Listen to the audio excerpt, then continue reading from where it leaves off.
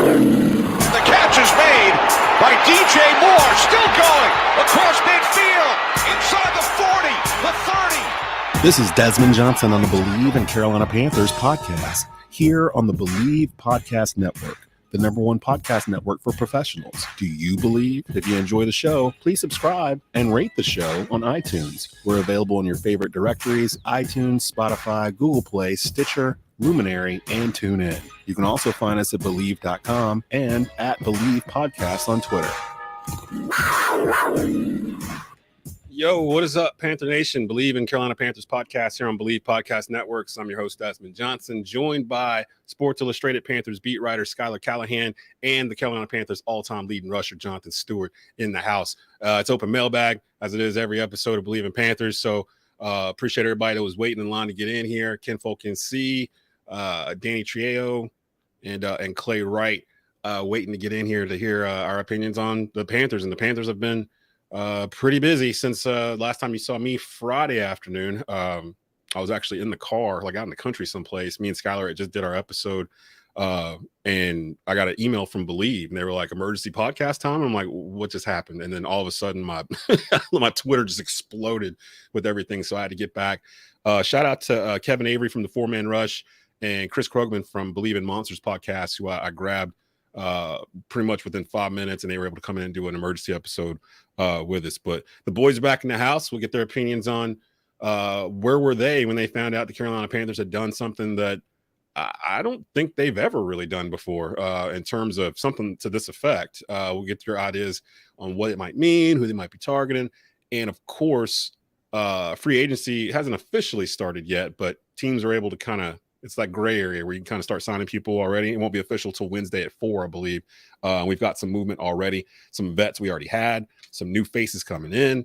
We'll talk about those as well. So if you've got a take or something you want to get off your chest, if you're a Panthers fan from this week, you can leave it in the comment section on Facebook Watch or on YouTube at youtube.com/@Tobacco Road Sports Radio. Before we get Stu and Schuyler's, where were they when they heard the news that it broke on Friday? Quick word from our sponsors over at BetOnline.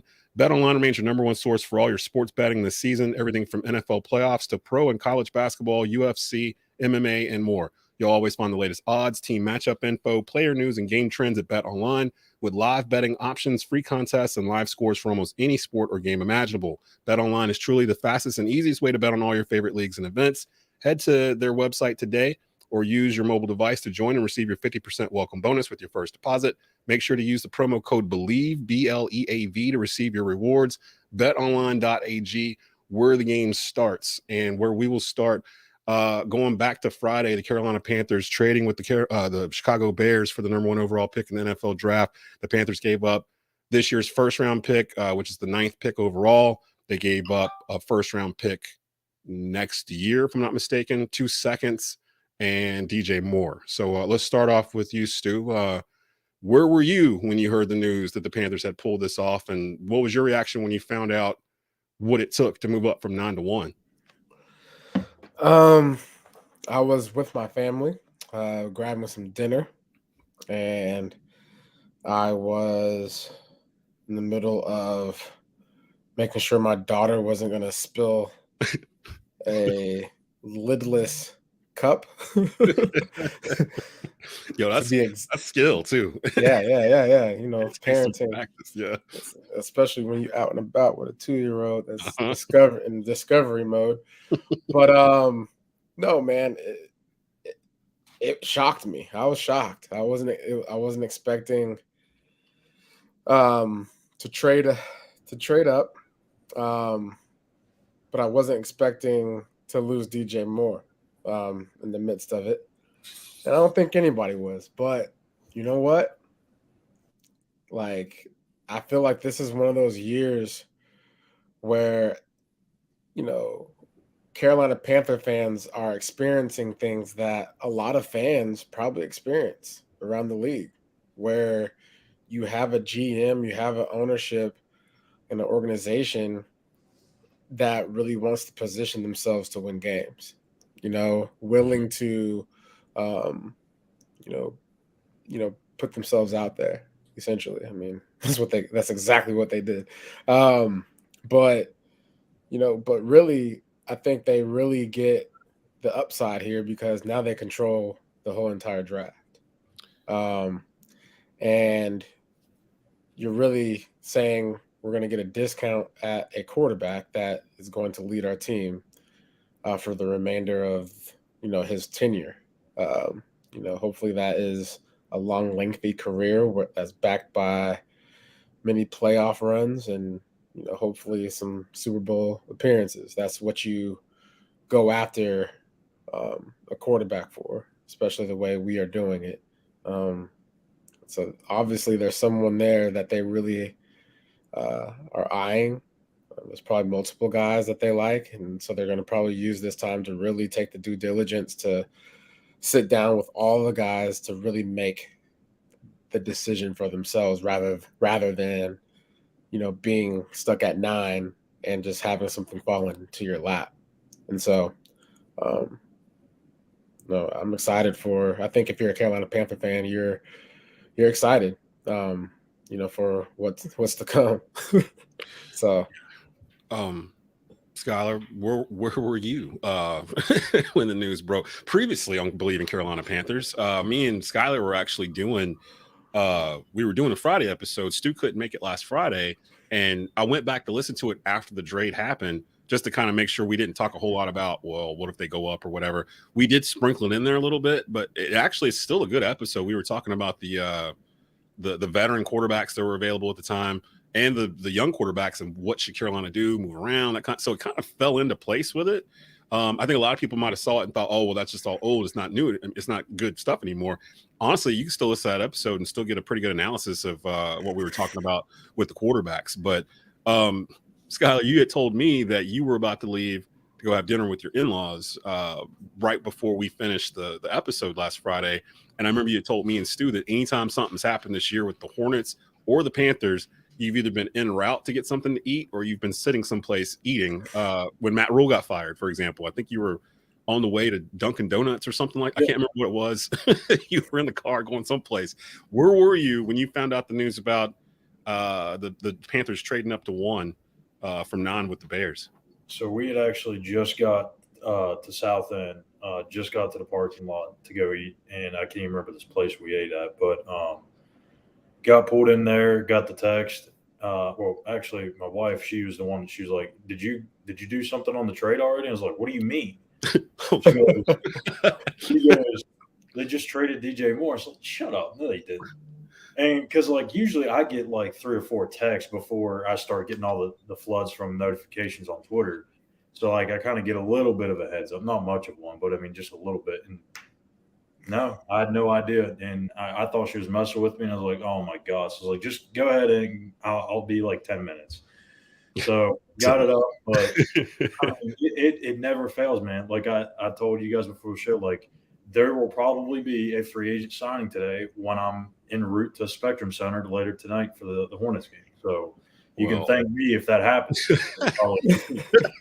Well, hopefully it's a wide receiver because, yeah, it won't be no minor move. It'll probably be either that or they'll make a trade for a DeAndre Hopkins or something stupid, just to make it really, really worth my while. But I've always said since the beginning, I think you could wind back, and I don't know. Maybe Desmond can go back and figure out which episode it was, but I Bleav maybe a month or 2 ago I said, mark it down, the Panthers will draft C.J. Stroud. You did. It wasn't that long ago. It was a week or 2 ago, I think. I don't remember which one it was, but I said, mark it down, they will draft C.J. Stroud, and they're going to have to go up to get him. They're not going to be able to stay put at number 9. And I still Bleav in that. I still think it's going to be C.J. Stroud. I have this weird feeling, I don't know where it's coming from, that Anthony Richardson's not completely out of this. And I think you just think about it just because of his potential. I mean, just the complete arm strength that he has, the ability that he has running the ball. I mean, I guarantee we could sit here and do a 30-minute episode of just Anthony Richardson, and we'd all fall in love with him. Or you could fall completely out of love with him. So I don't know. I don't know if you want to risk all that to go up and get a guy like Anthony Richardson. But to me, I think with the whole DJ Moore aspect of it, it's look, you've had DJ Moore for plus years, and you never had the opportunity to get yourself a franchise quarterback to get him the ball, right? It's been this nonstop turning, style of mediocre quarterback play. And let's face it, if you don't move up, what are you going to do at quarterback? You don't. I mean, Sam Darnold just left. I mean, and he was probably going to be out the door anyways. It was quick too. It was like almost immediately he was gone. So, I mean, what are you going to do at quarterback? You're just going to hope that you get the fourth best quarterback at number 9. I mean, you're not getting Aaron Rodgers. You're not going to pull Tom Brady out of retirement. So you only have a few options. And like Fitterer said, they don't plan on picking in the top 10 again. This roster is too good to be picking in the top 10. So it was always going to be a couple of firsts. It was always going to be maybe a second or a third. But if it came down to Chicago saying, look, the only way we are doing this deal is if DJ Moore is in this thing, you gotta pull the trigger on it, man. Like, it's a receiver. And I hate to downplay that. And I hate to downplay, running backs or anything like that. Stu, I mean, the value in this league for running backs and receivers just isn't what it is or once was, as far as it is, concerned with quarterbacks. Like, if you have a chance to go get your franchise guy for the next 10 years, you got to do it. Like, you can find receivers. You can find running backs. And that's why I kind of lump Christian McCaffrey in this trade as well, because part of those picks that they sent to Chicago were from that San Francisco trade. The second rounder. Yeah, the second rounder was part of the McCaffrey trade. So, I mean, I don't hate it at all. I mean, obviously, it stings to not have a go-to guy. They certainly have to go shopping for a couple of receivers now, but you got to make that move. You have to. I'll tell you one reason why I like the move as well is you have a good coaching staff. Not everybody in the league can fundamentally make that decision and feel good about it. Yep. And so I think you have the coaching staff on the offensive side of the ball that can bring in probably any one of those guys and make do. You know what I'm saying? And make it happen. Because I feel like, like that's what it's all about. You're drafting a guy, but you still have to coach him. You still have to groom him. You still have to cater to his strengths. And having a coaching staff the way we do, they offer that 100%. So yeah, I everything both of you guys said, I echo. I was actually surprised. I wasn't surprised that they moved up for it, because actually, Schuyler, me and you on Friday, we mentioned that there was rumors there was a team that was close to doing this with the Bears, and I was like, it's probably us because we have the 2 firsts that we could actually do it with. I had been adamant they weren't going to trade DJ Moore because people were after him last season, and we were holding on to him. So I figured he was one of those untouchable guys. But it makes sense cap room wise. If I'm not mistaken, I thought I saw, as it stands right now. Now, granted, they haven't done extensions and things like that yet, but the Panthers will have over $150 million in cap space now. Next year in 2024, because of getting DJ off the books. McCaffrey be off the books at that point. It all comes back to what Fitterer was saying at the combine, and when they introduced Frank Wright, that if you got a guy and you want that guy, go get that guy. Don't listen to everybody else. If you've got enough conviction to go do it, go do it. And they actually did it. And to be honest, none of us should be surprised. Look at the staff they've put together. This is one of the most aggressive coaching staffs maybe ever. So I kind of expected them to do something. They don't seem like the type to sit around and wait, or to bring in an older vet or a patch type quarterback. They're building this thing right now. All of it. They're building all of it right now.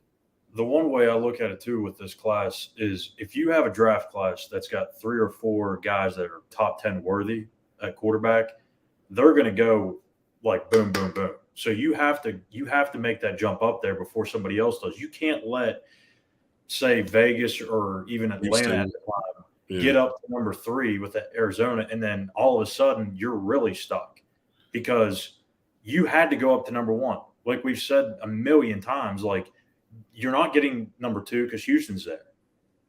So you're not getting to 4 because Indianapolis is there. So it's either going to be 1 or 3. But if you go to 3, now you're settling for the third best option. So you can't do that. You have to go all the way up to number 1. And I've been hearing, like everyone else has, they like a couple of guys. There may be a third guy that they end up liking in this whole process. if that's the case, now they can maybe go from 1 down to 2 and swap picks with Houston and get something else in return, or go down to 3. I mean, there's a whole lot of things there's a lot of moving parts to this thing. So I don't know where they'll end up. I have a gut feeling they're just going to end up staying pat at number 1, but at least it gives them the options. Before it was hopefully one of these guys falls to 9, but you can't have that hope. That was the thing I was going to bring up, because immediately after they did the trade, for one, the national media is focused just on the Bears side. I don't know if you guys have watched this on TV or not, but whenever they bring this trade up, it's all about how well did the Bears do in this trade. They don't really talk about yet who the Panthers might pick at number 1 or what they might do with it. But then this started coming up that rumors surfaced that the Panthers are willing to look at possibly trading back down to pick back up some picks. Which tells me, they've got their eye on a couple of quarterbacks, not just one. It sounds like it's between Bryce Young and CJ Stroud right now. And we haven't seen Bryce Young throw yet. He hasn't had his pro day. I don't think CJ Stroud, he didn't throw at the combine, did he? Yeah, he did. Yeah, he threw the combine. He still hasn't had his pro day yet either at Ohio State. And you still got Anthony Richardson out there, who now people are trying to push to up as far as 1 and attaching us to him. And Will Levis is still floating around in there, where I swear, if they did all this just to draft Will Levis number 1, I don't know. You ain't got to worry about that. Yeah, we're going to way down there. We are protesting. But yeah, so it's protesting. Not a protestant, but a protestant. So I mean, it's an exciting time to be a Panther fan. For those that are like, well, who's he going to throw the ball to? In terms of, there's no DJ Moore here. They do still have Shi Smith. They do still have Terrence Marshall Jr., who did show flashes the last 4 or 5 games of last season, and they still have Laviska Shenault. So they do still have. It's not like DJ Moore was the only wide receiver in the room. They still have other guys. They still have their 2nd round and 3rd round picks. They've got there's a lot of time before now. Yeah, and that was my point. I'm like, it's March. Like, free agency hasn't even started. The draft's not even here. Clearly, they're building to something.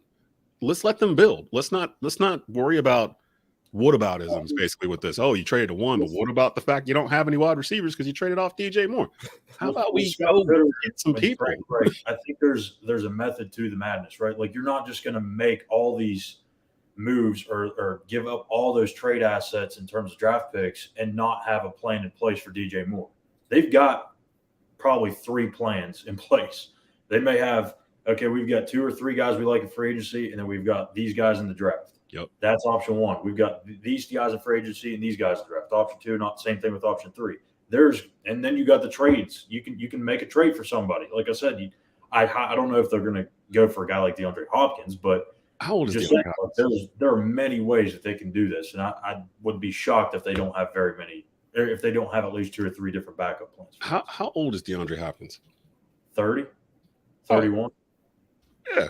Come on in here. I thought he was older than that. He's 30. He turns 31 June 6th. So got some gas in that tank. And Arizona, I'm not worried about what the Panthers about to do. I feel like they have the control over the draft. Mm-hmm. And to go that route, they know what their plan is. And right now, if their plan is to just throw smoke signals, they can do that. I'd be doing it if I was them. I'm throwing smoke signals. On everybody. Yeah, I like the tight end too. We might take them number 1. We're crazy. We have no idea what we're doing. Take a D lineman.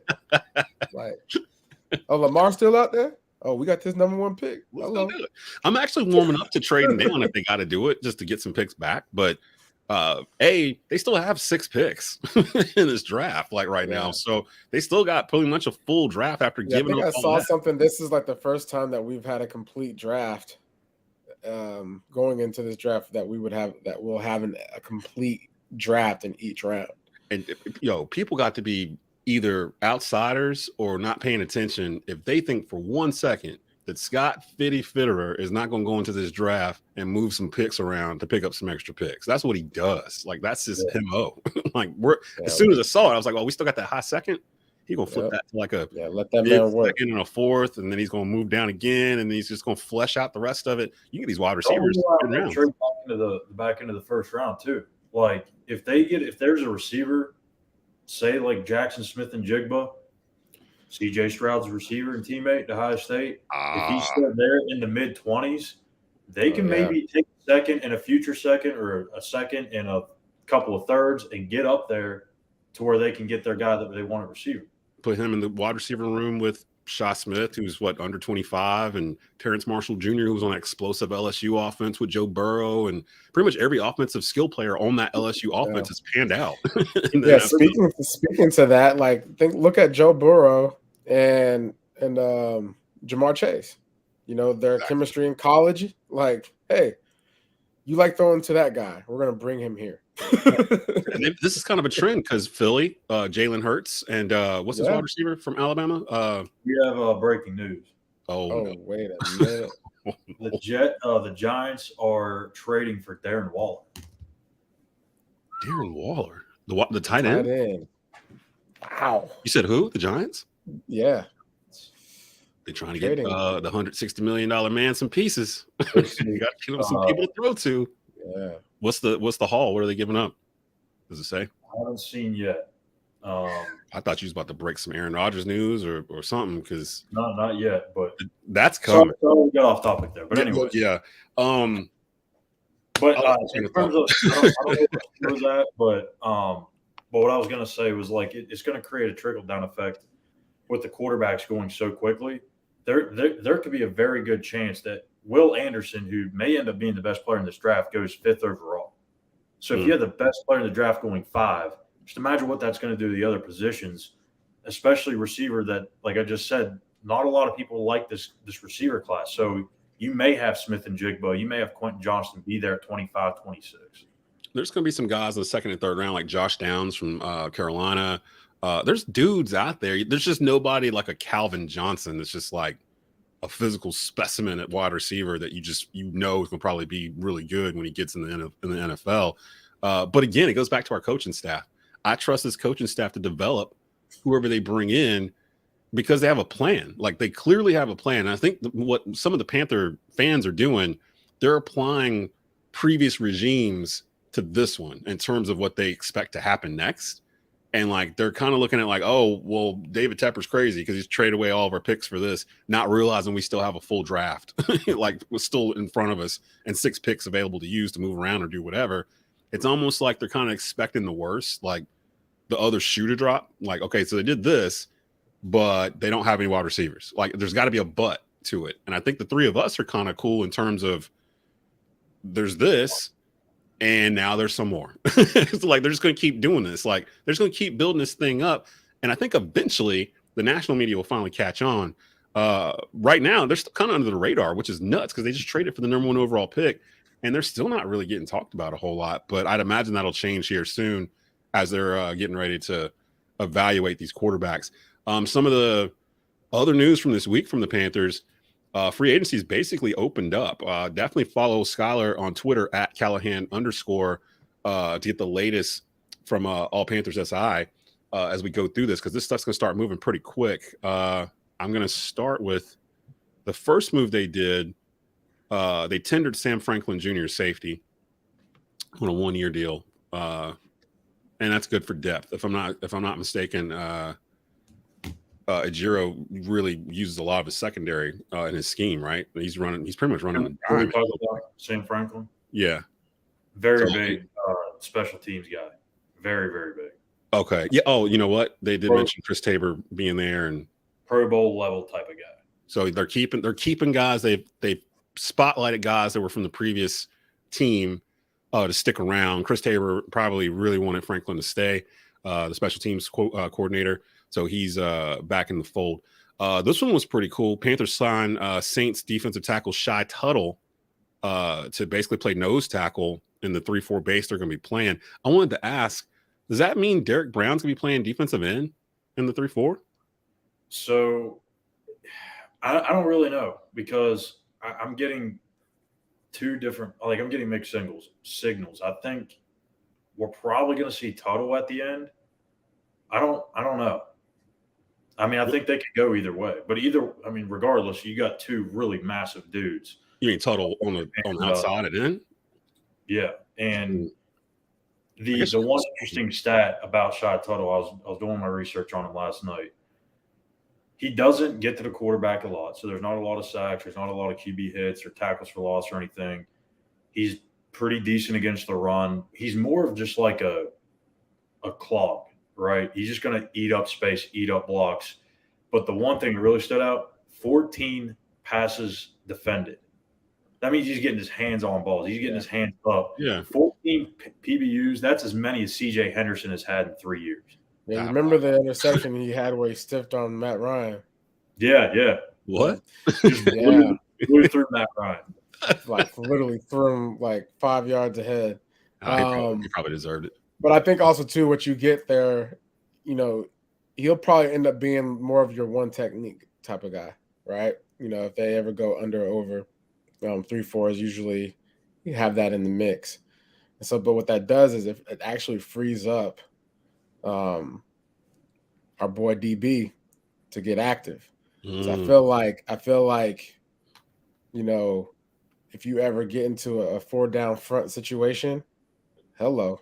You know what I'm saying? Because I mean, you can sprinkle that in there with any type of motions or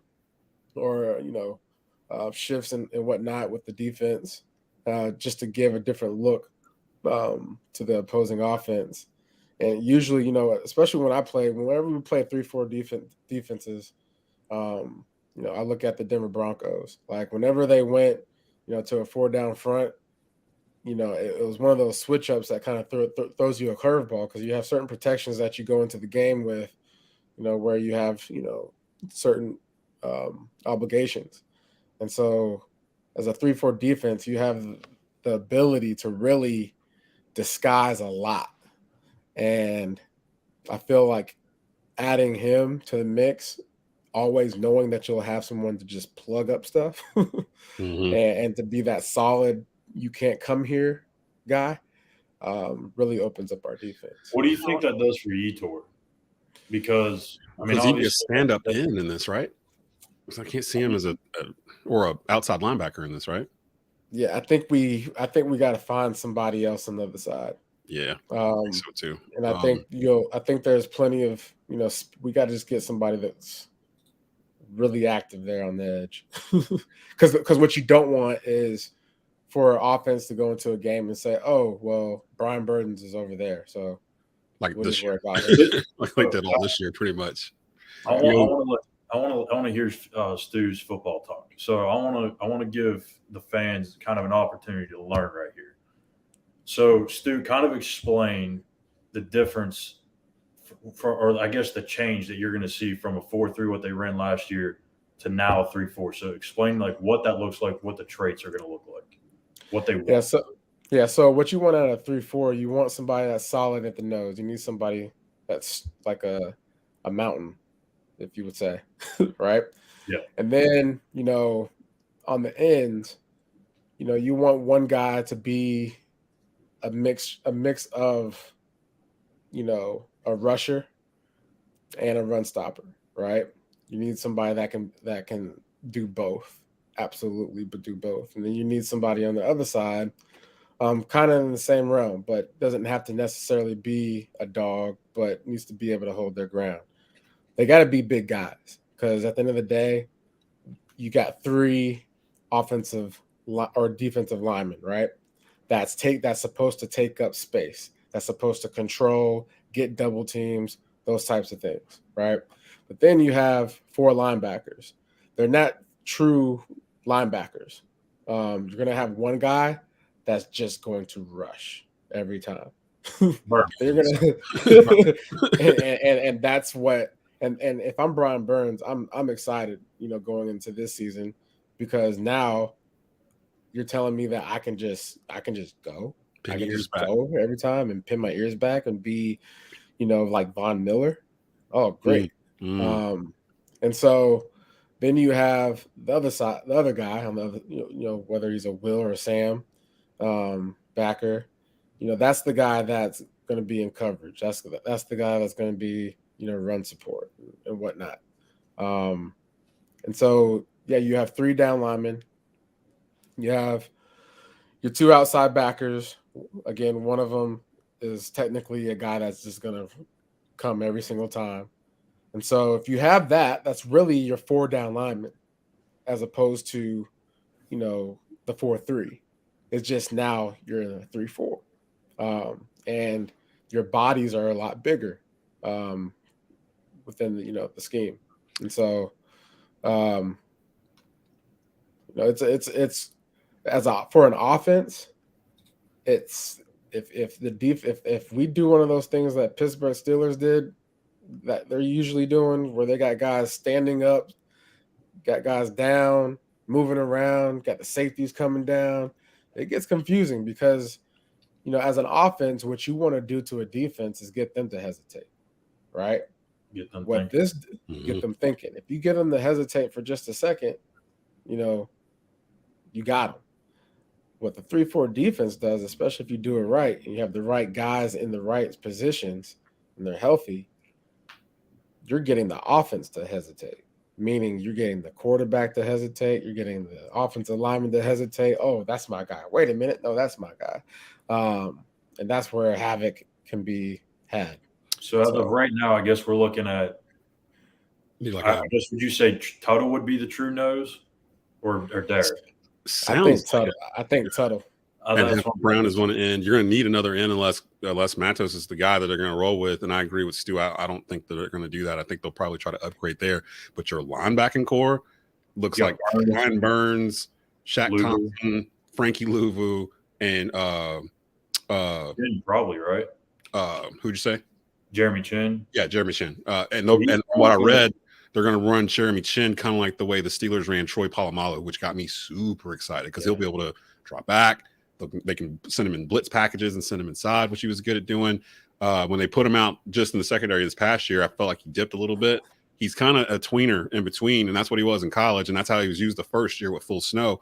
So if they're going to do that at 3-4, and you got like Shaq and Chin as your middle linebackers, and you've got Burns and Louvu on the outside with Derek Brown somewhere in there, and now you got Shy Tuttle, all 300 pounds of him in the middle. You're just missing that one guy on that other end to get some push on the line, and we'll get to the secondary here in a bit, but it's starting to turn into something nice. So I think we're all pretty much in agreement that they probably won't add another linebacker, right? I mean, at least not starting caliber. Yeah, I think they're good. I don't really think there's not that many good linebackers in this draft anyway. And if they did depth, probably, right? Yeah. So I mean, you'll get some depth. Yeah, absolutely. So the true need right now, I think, in the front seven is like what Stu was saying, where you can get a guy that's got a little bit of a mixture to him. They can rush the passer, be good in run support. Like definitely need somebody to rush the passer on the other side. Preferably a veteran. Can you imagine if Hassan Reddick was still on this? Oof. Yeah, let's just move. Yeah. We ain't gonna talk about the we ain't gonna talk about the past. The Panthers signed safety Von Bell to a 3-year deal, $22.5 million, $13 million guaranteed. That'll help Ejiro Evero's defense as well. It allows them to drop Jeremy Chin back into the box and actually put a true safety back there with who's the guy we got last? Xavier Woods. Yeah. So you've got 2 legit safeties back there now. You got a shutdown corner potentially in J.C. Horn back there, a good number 2 in Dante Jackson.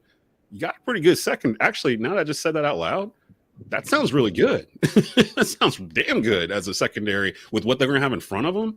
That securing that other safety spot was pretty crucial. And they did it on pretty much, it's not even day one. It's like pre-day one, and they got him loaded in. He was playing with the Bengals. Previously, he was with the Saints, if I'm not mistaken. So that's 2 former Saints that have moved over here to Carolina. They did not re-sign Sam Darnold. He signed a 1-year deal literally out the gate on Monday with the 49ers, who we just joked that they could trot any quarterback out there and probably win games. We're about to find out because eventually Sam Darnold's probably going to have to play in San Francisco. It's Carolina. We talk about Carolina north of Buffalo. It's coming Carolina west. Yeah. Man. McCaffrey, Darnold, Steve, Wilkes. I mean, man, you're right. That's nuts. That makes me actually. You know what? Why are we even going to do this today? Yeah, I'm gonna tell you why we mad, son. For all these teams across the league to be taking our stuff and employing it and actually using our schemes and our players, our coaches, our front office staff, why can't we keep it all here?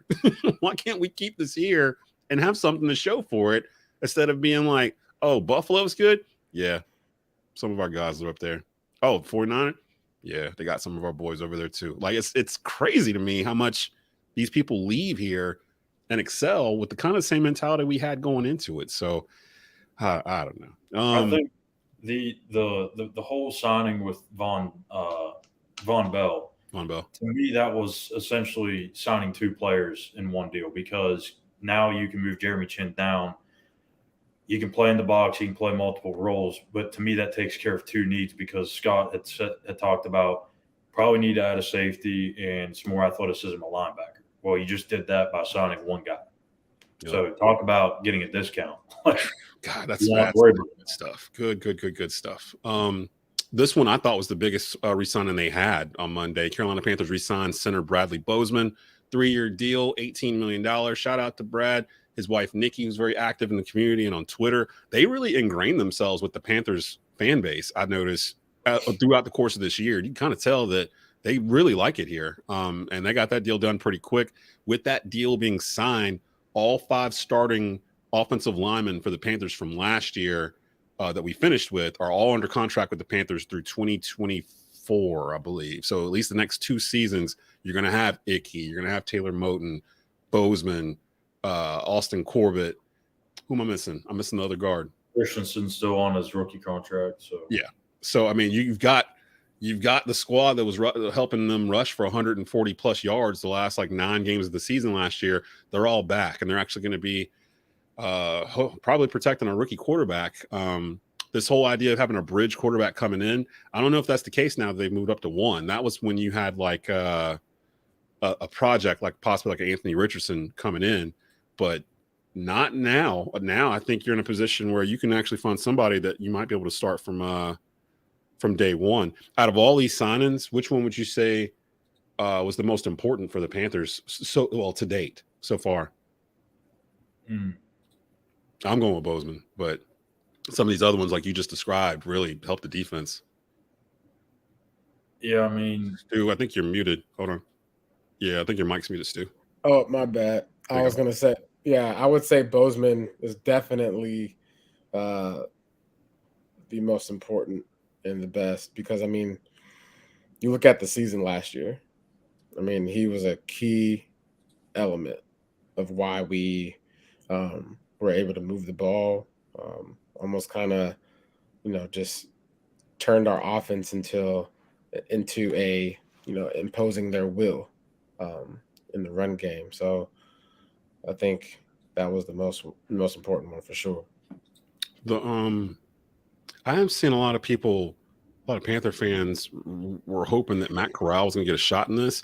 I don't think he's gonna. I think I just saw yesterday that they're willing to trade him. He's not their guy. They didn't draft Matt Corral, and we haven't really even seen him. He broke his foot in the preseason last year, so we have no idea what he is. And especially now with this new coach and staff, I don't know if it's the same type of quarterback that they like. We've seen this happen before. So, I mean, it's not going to be unusual if they unload Matt Corral to someplace. It's going to be hard to, because there's no tape on him really, except from back in college. So he might stick around as maybe the 3rd string quarterback on this team when it's all said and done. You mentioned Christensen, Schuyler. Danny Trejo says Corbett won't be ready early. What about Christensen? I mean, he's here. So he's on his rookie deal. So I believe they're both on pace to be ready for the regular season. They both got hurt in that last game, right? Yeah, Christensen, I believe for sure. Corbett, I'm not 100%, but I'm pretty sure that they are still hoping he'd be ready by week 1. But either way, I mean, you got Cade Mays, who I thought did well. Forgot about him. I know he didn't really play offensive line. He was more fullback last year, but yeah. I like him though. I like him. He's athletic.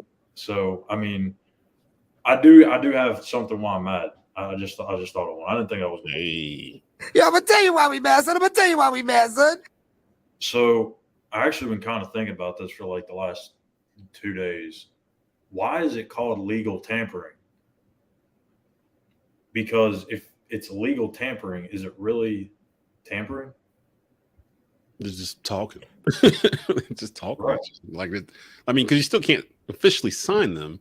Well, I mean, you can't officially sign them, but legal tampering. To me, tampering is something you're not supposed to be doing. Yeah. Right? Yeah. But it's Let's okay. Let's look up the definition. Yeah, it's okay for these 2 days. You can do it, but don't do it before it and don't do it after it, or we're going to All get right. NFL. To interfere with something in order to cause damage or make unauthorized alterations. Someone tampered with my brakes on my car. Exerts a secret or corrupt influence upon someone. Tampering. Yeah, bro. I don't know. That's the example in the dictionary for tampering. It's like manslaughter. That made me even more confused. Why they call I think it. we need to find a better term. Man, that's the brakes on my car. That's some legal jargon for your behind. It's manslaughter. That's what that is. If somebody messing with somebody's brakes on their car. Will PJ Walker still be on the roster? No, he's not on the roster. Matter of fact, he is a unrestricted free agent. Yeah. Or is he restricted? Like we can match it if we want. I don't think we're going to be matching any deals for PJ. I'm sorry, but I think that experiment ended when Matt Rowe left the metro area. So good luck to PJ and everything. I'm sure he might land someplace. He might come back. I'm about to say I wouldn't count PJ out all the way. Yeah. Really? No, I mean, you got to think he's counting them out. He's started here. He knows the offensive line. He knows some of the receivers. Plus, the quarterback market's thinning out. Number one. Number two, some of these other guys like a Jacoby Brissett or Carson Wentz, they may not want to come here knowing the situation. And number three, PJ knows Frank Reich. And Frank knows. Yeah, John, you know what it is. John Jenkins knows what it is. Remember John wanted those T-shirts early on. Yeah. Remember in the season for PJ Walker? Man, I appreciate PJ Walker and everything he's done for us, man. All right, y'all walk me back because I'm like PJ done, but just 30 seconds with my guys, and I'm like, okay, well maybe PJ's not. And I wouldn't really count. I wouldn't count Matt Corral out either. Yeah, you know I mean, I don't know what he's not, the coaching staff's guy by any means because they didn't get him here. They weren't here when he was here, so they don't really know anything about him. So for them to put out smoke signals of we're open to trading a guy that we don't know. Yeah, like if you don't know him, he's up for trade until we get to know him. Get him out in the field and let him start doing. And I don't even know how far along Matt Corral is. Do you know if he's been throwing yet or running or anything, Schuyler? I haven't heard anything. I don't. I mean, it's a very lengthy recovery. And I mean, I can't remember what month it was. I don't know if it was quite January, but I think even in December. Now, don't quote me on this because I may be wrong. I still thought he was in a boot. So, because at one point, like in October, November, he was still riding around the locker room with that little one knee scooter or whatever it is. So, so he might not be ready by the time we get to mini camps. He'll probably be getting closer, but you got to think for him to get back into actual game shape, like that's a whole other thing. Like he's just got to get in shape first. Yeah, we'll see what they do with this quarterback situation. And you're right, the quarterback availability is getting really thin. Before we get out of here, if you guys want to touch on the Lamar situation, I don't know what the Ravens are doing right now. Like, I have no idea what their plan is. Because I don't even think any teams really have bid on Lamar, have they? Like, in terms of putting a contract out there. So this whole thing's kind of backfiring, like for both sides. Like, now what? Now, what do you do now? Because you don't have I guess the Ravens were trying to do this to get an idea of what his market value was. But know what I don't understand? If you're like, let's say you're the Pittsburgh Steelers. Mm-hmm. Because you only got 1 year of Kenny Pickett, and you don't really know what he's going to be. You know Joe Burrow is going to be good. We've already kind of seen what Deshaun can do. If you're the Steelers, why do you not just go and offer him 4 years, $340 million guaranteed? Because listen, if you do land him, you have your quarterback for the next 10 years. But if not, Baltimore's got to match him. What was that deal again? Like 4 years, 340. 4 years. Be just outrageous with it. Make Baltimore pay that. I mean, you do got a point because they play in the same division, so it's almost kind of like, let's take their quarterback, and then at least we know they're not going to win any games. $85 million a season. Seriously, just think But about it. but then if they match it, then they lock up, and then you can go do what you need to do. They paid like triple like what they were trying to pay just for putting it out there in the first place. Like, I see what you're saying. Like, you think the Steelers should try to do it just to kind of up the price, kind of. Yeah. And if not, I mean, heck, you may end up with him, and then you can move off Kenny Pickett and get a. I don't know. What if he's like, deal? It's like, yes. Get on the phone. Like, call Lamar up right now. All I know is all I know is they need to figure this out. Yeah, because this stretch way longer. I don't want to be here in July talking about Lamar Jackson's contract or Aaron Rodgers' situation. Like, I think Aaron Rodgers' situation is going to be done before this week is over, because I saw that the Jets are trying to land Alan Lazard, Packers free agent wide receiver.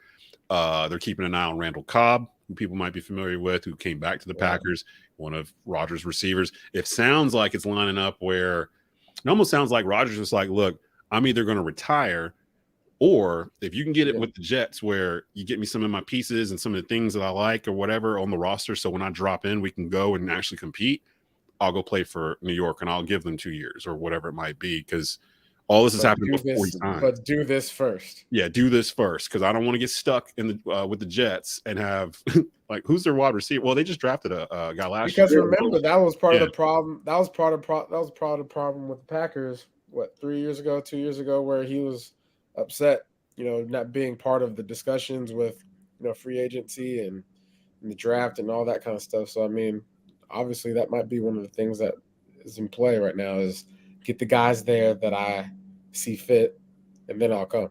And people, I've seen people in the media complaining about having to talk about Aaron Rodgers. If Aaron Rodgers wasn't doing this, what would you talk about? Like golf, Bradley Bozeman signing a 3-year deal with the Panthers. Like, what are you going to talk about if it's not Rodgers? And to me, it's funny because Rodgers, his whole career, feels like he's tried to run away from the Brett Favre comparisons. He's literally doing what Brett Favre did the last 3 years of his career. Like, he's almost going to end up in the same spots. I'm expecting playing for the Vikings in 2 years. Like, he's literally doing the same things, and he's getting money for it. But I think it's hitting his his legacy a little bit. I think I look at him a little differently than I did maybe 5 years ago. Just the kind of hanging around, dragging this out, kind of making everybody wait for him, that kind of thing. The Lamar thing is different. I feel for Lamar. Like, Lamar did everything that franchise asked him to do, played hurt. I saw there was even people thinking he could have played in this playoff game that just happened a couple months ago, and I'm like, he shouldn't even been out there in the first place. Like, you're lucky he even played this year. Yeah. You've been negotiating for 2 years and you still can't put this together. How often does a former league MVP under the age of 26 become available in the NFL? Does that ever happen? Like, I can't even think of a single time when that's gone down. So the only thing I'm wondering, teams are like looking at this situation like, this is kind of a first, because we've never really seen somebody like Lamar before. I mean, people make the Michael Vick comparisons, but I mean, it's just totally different. But like, how is this going to end? Is this going to end with him continuing to be hurt? Because he's only been on the field 12 games in each of the last 2 years. So if he continues to be hurt and then you lock yourself up into a big contract, then you're screwed. So I think there's a little bit of hesitancy in regard to that. Plus, if you look at Mike Vick's career, like, he was supposed to turn the Eagles into something crazy and it just never formulated. So, like, I don't know. It's a weird thing to walk. Vicks did have that Monday night game against the Redskins where he was like perfect. You remember that? Where he looked like the Madden Vick, like 4 touchdowns, like the first play, he threw like a 98-yard bomb. Not just any regular Madden. It was that first Madden when he was on the cover. 05, the unstoppable Vick, like the one that could do everything. And like I remember watching that game. I don't like the Eagles or the Redskins, and it was just like, oh no, like he unlocked the code. Like, this is what it was supposed to look like. He never really stayed at that level, but that was a glimpse of, man, if we had that Mike Vick in the NFC South, the one that was playing that night, Atlanta probably be sitting on a couple rings right now, to be honest. Like, could you beat Mike in a race? Right now? Yeah.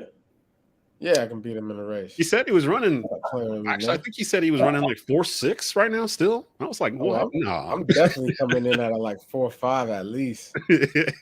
We can set it up. Battle of the Bleav stars or something. Have you guys do the like they used to do on Sundays back in the day?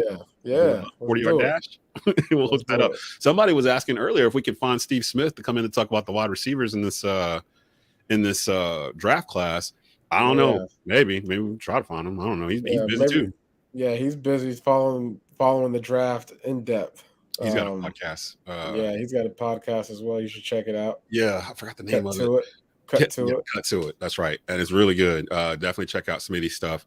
He popped in here a couple of weeks ago while we were doing ours live. So anything else you guys want to touch this week as we get wrapped up here? There'll be more free agency sign. Actually, free agency opens tomorrow officially. So we'll have even more over the next couple of days trickling in. If a big one happens, or if Carolina trades with Houston, or Schuyler goes to what do y'all think about Odell? Odell? If they're gonna get him the money he wants, I would say no. He wants $11 million a year. He wants 11 a year. 20 million. Oh, he wants 20 million a year. That's what I've seen. So I would say no. Hard pass. I would say 11. Yeah, but you asking for 10 over 11? A couple years? I kick the tires on Odell. 2 years, 22 million. 2 years, 26 million. Sure. Yeah, I'm fine with that. Yeah, come on in here. He'd be the de facto number one. And he would get fed the ball a lot. So yeah, I'd be fine with that. Now, it depends on who the quarterback is too, because I'm still on Young or Stroud as it stands right now. I'm leaning towards Stroud because of his size and the way he played. Like, I don't go off of what they did at the combine or in their underwear or in the 40-yard dash or whatever. I think the Panthers themselves have said the best indicator is tape. Like, watch what they did with live bullets flying around them, and it'll give you an indication of what they're going to do at the next level. And Stroud, for his part, showed out those last couple of games in the college football playoff and everything. So I'm leaning towards him. Bryce's size still kind of scares me a little bit, although now I know he's going to have an offensive line in front of him that can somewhat protect him. But I'm trying to think of another quarterback his size that's been successful for a long period of time in the NFL. Like, can you think of anybody that's similar in size? Because even Kyler Murray's sitting at home with a torn ACL right now. Like, they're not even exactly the same player. You can't compare it to. There's nobody out there. I can't. What is he? 5'10"? Yeah, that's interesting. So if there's no one to compare him to, maybe he's the first of his kind. Yeah, and that's the conundrum. That's the thing you gotta kind of, because everyone keeps saying yeah, because I like his pocket poise. Mm-hmm. Yeah, he'd be throwing boys open. There's a difference in throwing to a spot and throwing people open. Bryce Young throws people open, like. But just to be in that pocket and just like not be. To be unbothered in the pocket is something that you just have or you don't. Willie says Fran Tarkenton. I'm starting to wonder how old Willie Smith is, because Fran Tarkenton, you going way back to like that was the Purple People Eaters. That's back in the 60s, wasn't it? Like, I don't even know Fran Tarkenton's size. Yeah, but Fran Tarkenton would not make it in the NFL. You went now. Fran Tarkenton, leading all-time passer of all time for the longest time, and he was the scrambler. I saw an old video of him just not scrambling like Mike Vick or Kyler Murray. Somebody, he would like run up here, then run down here, then run over here, and run back up here, and then till he got to come back and run around, like do a figure eight, and then he'd finally throw it down the field. Like the play would take like 2 minutes, like to get through all the way to the end. I'll check on for those that don't know Fran Tarkenton is played for the Minnesota Vikings, Super Bowl 3 times. They lost all 3. Mm-hmm. He was the NFL MVP in 1975 and was selected for the Pro Bowl 9 times. He rushed for 32 touchdowns, had 3,600 yards, or 3,600 completions, 47,000 yards, and 3,674 yards rushing.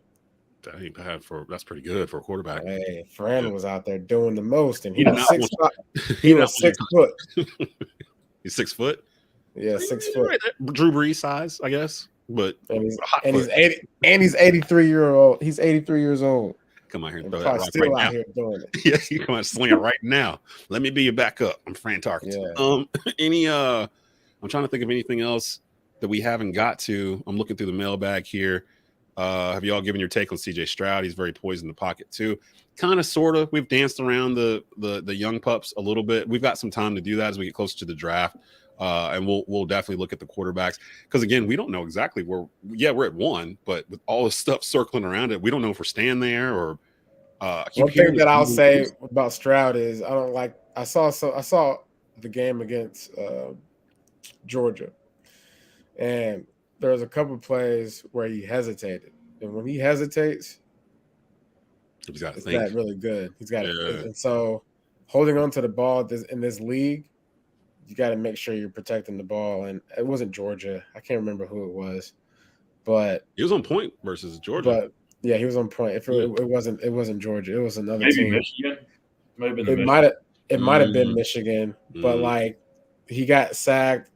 But like those types of things happen, but they're going to happen more at the next level because especially now, if you're going to hesitate because a guy has his hands up, it ain't going to work out for you. Yeah. Like you know what I'm saying? Yeah. You got to know where you're going to go. You got to know where you're going with the ball and trust it. And that's one of the differences I think between the two quarterbacks there at 1 and 2 is, one has that poise in the pocket that's not bothered, and there's one that, any given day, pick and choose.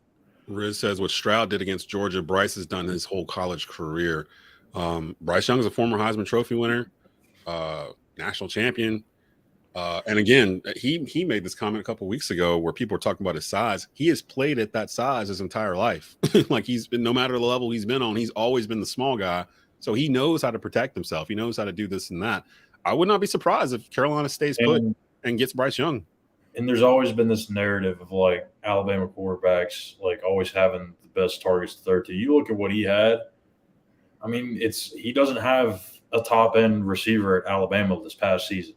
He doesn't even have a guy that's probably going to get drafted in this top 3 rounds at receiver. I don't even know if they have anybody coming out of the draft. So y'all seen? But y'all seen CJ Stroud? I mean, they've got 2 guys that are going to be at some point, whether it's this year or next year, first round picks. What is this Baker Mayfield to the Buccaneers? Did that just happen? The Baker Mayfield just signed with the Bucks? Am I hearing this right? All this stuff, everything's coming in like hot, like in the comment section. I don't have anything yet. Okay, so I don't know. Our comment section is way ahead of Twitter right now, I think. So we'll keep an eye on that. We'll get more into the quarterbacks a little bit down the road here because now we don't have to worry about veteran quarterbacks. We can focus solely on the rookies in this draft in the first round because it does sound like it's going down. Oh, Donald Duck tricked us. No, just Twitter rumor. That's another thing too. Panther fans, the best advice I can give you before we get out of here, don't pay attention to the national media. Pay attention to the ones that follow the Panthers daily. Schuyler, Callihan, David Newton, ESPN, the Charlotte Observer, us, trying to think, 4-Man Rush, my man Cody and his folks with the Panther Chronicles, the ones that have been putting out Panther content for a while that actually know, yeah, Brett Favre ain't coming here. Like we knew that as soon as it was spoken, like on national TV, was like, that's not going to happen. But they tried to run with it. Stick with your local media, stick with your national media for everything else. If you want about Lamar and Aaron Rodgers and everything, but if you want the facts, stick with the ones that have been doing the content for a while for the Panthers, and you can trust them. I think we're good. Again, use code BLEAV at BetOnline.ag to get your 50% welcome bonus. The audio of this podcast will be out a little bit later on today. The video is always available at youtube.com/@Tobacco Road Sports Radio. We had been going later in the week. We decided to go a little bit earlier this week because of what was going on with free agency. If something happens and we feel we need to come back on this week, we'll do that. If not, you won't see us until sometime next week. Schuyler, I think you said you were out next week. So maybe we might bring in a third guest or something, or maybe me and Stu just hold it down. Like I don't know for sure. We'll figure it out when we get to it. So anything else you guys got? I got one thing. Lamar Jackson tweeted 2 hours ago, I won $133 million for 3 years, fully guaranteed. Give it to him. Run to the bank. Give it to him. But I will say this, like, you know, What is he knows he's going to be playing some. He's if he decides to play and do the things that he wants to do, whatever that is, he's going to do it. Don't be on Twitter being tacky. That's right now. That's $44 million a year. Yeah, Give that man that like now, like give it to him today. give it to him, but he shouldn't be on Twitter tweeting out what like. I saw that. Let's I think he was responding to Adam Schefter or something like because Adam Schefter said he turned down $200 million. Get Adam Schefter's number and just stay out of it. You want to know the rest? Call me, and I'll tell you. Dang. I will say Lamar though. We've been talking about what the Ravens are doing. Lamar, I don't know about this whole doing this without an agent thing. That might be the reason why this is getting held up a little bit too. Because I respect that. I mean, really, at the end of the day, like would I do it? Yeah, probably not. But like, but I respect it though. Like you know what I'm saying? Like it's one of those things where it's like all we doing is drafting up words in terms. Like I know what the terms I want, so put it in there. Yeah, as long as all this money's coming to me, not just this or that, like all of it eventually will be in my pocket. Cool. Yeah. Let's go. Let's do this. Real quick before we go though, Clutch Fire 5.0 says, do you guys think the Panthers are going to sign anyone today? Only if Schuyler leaves his house. If Schuyler leaves his house, they probably will, because that's usually when it goes down. So, and there's a Hornets game later tonight, so he has to leave. So it's gonna I'll be leaving here around 5ish. So anytime between 5 and 5 or 6:30. That's when the trade stuff dropped. That's when it dropped on Friday. It was right after 5. So yeah. So if you do anything, expect it right after 5 o'clock. And if so, just follow the Twitters and keep you caught up over there at Callihan _. So for Jonathan Stewart, I keep doing it reverse. For Jonathan Stewart, for Schuyler Callihan, I'm Desmond Johnson. You've been listening and watching the Bleav in Carolina Panthers podcast here on Bleav Podcast Networks. We will see you next week. Keep pounding.